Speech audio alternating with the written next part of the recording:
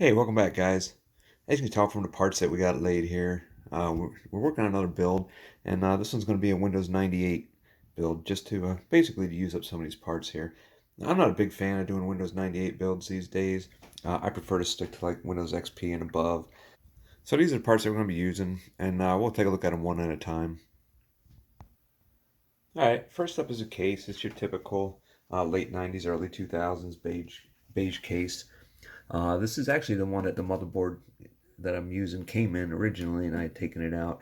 And it does have a Duron on it, Duron 750. I have a floppy drive that I need to reinstall in it, and we do have a CD drive, 56 speed. It does have Windows ME sticker on the top, and you see the inside is just your typical beige case design. We do have a front intake fan slot, which is nice. We can mount a fan there, and we can put a rear intake there, so we can get a little ventilation through it. And next up is the motherboard, and this is the MSI KT3 Ultra. It's a socket A motherboard, and I do have a Duron 750 on here. We have 3 RAM slots, 2 IDE, floppy drive. There's no SATA on here whatsoever.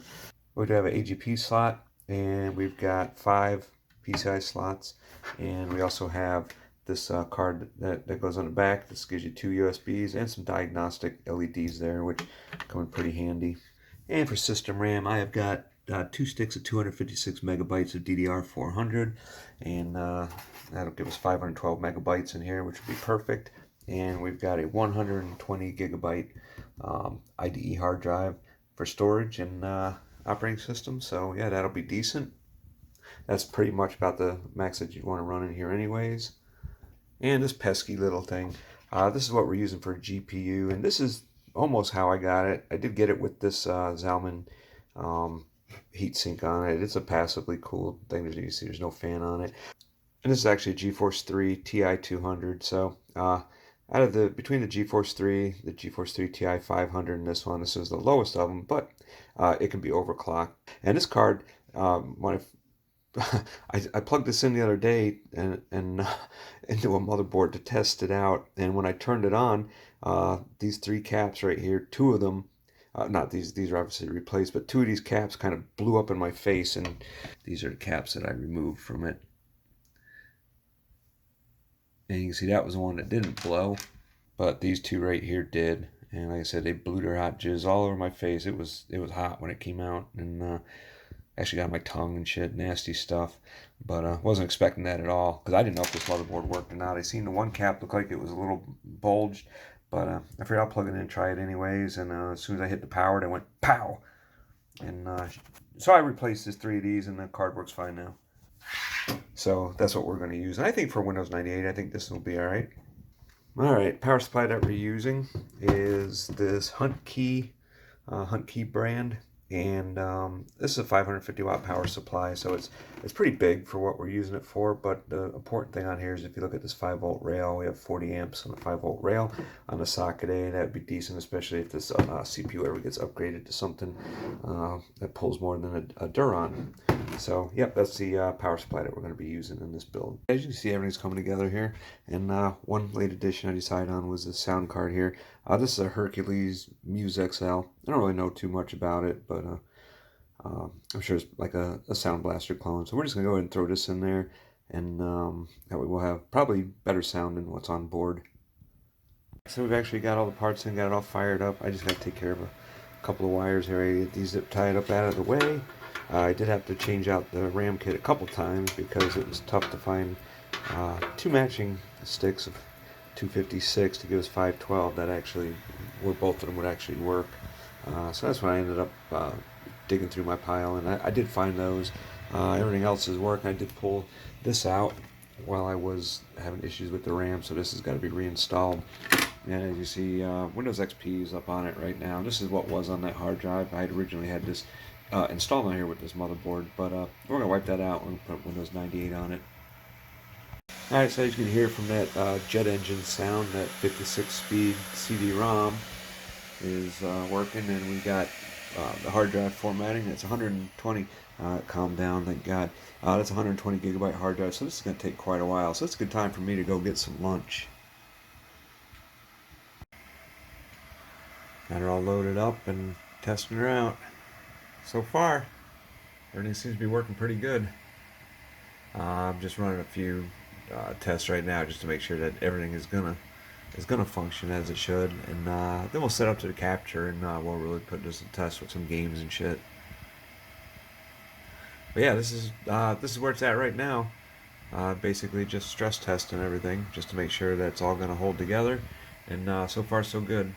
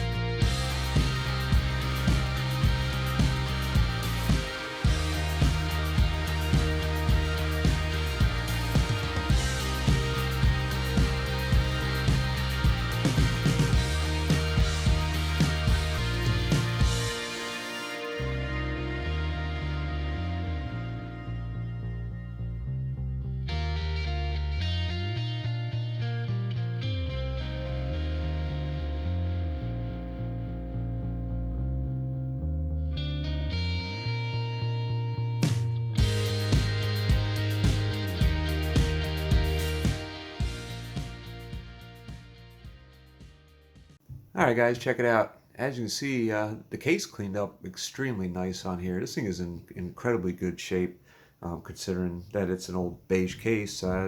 You'd think that this thing was new. I mean, there's no dents in it. There's no scrapes or scratches on it. There's no yellowing on it. We've got the Hunt key power supply. We've got all our wires kind of secured up here. Out of the way, we've got all of our IDE cables and our floppy drive cable kind of squared away as best as we can. This one spot is sticking up here, but I'm not too concerned about that. Here's our GeForce 3 TI200 with the big Zelman passive cooler on it, which I think is overkill for it, but yeah, that's what came on it, so that's what I put back on there. And this thing was no fun to figure out how this thing goes back together. Yeah, it's pretty tricky to get on there. The sound card that I had in there is gone. This thing would not recognize the sound card at all, and I think it might be an issue with the sound card. I'm gonna have to try it out on a different motherboard. But this right here instead is this is a Win TV card, but it's actually a TV tuner and a capture card, so it's era appropriate. So I put that in there for it, and of course our network card, and this is the additional USBs and the diagnostic lights that came with the motherboard that plug into the motherboard, which is pretty handy. And we have a few wires here. One of them isn't hooked up. This is the speaker wire because the motherboard has an onboard beeper. And this speaker wire basically just goes to a beeper that's in here anyways. So I just need one more zip tie. I'm going to zip tie these together so they don't flop around, and yeah, that'll be good. So one thing I did add to this, and let me hit the power button and you'll see.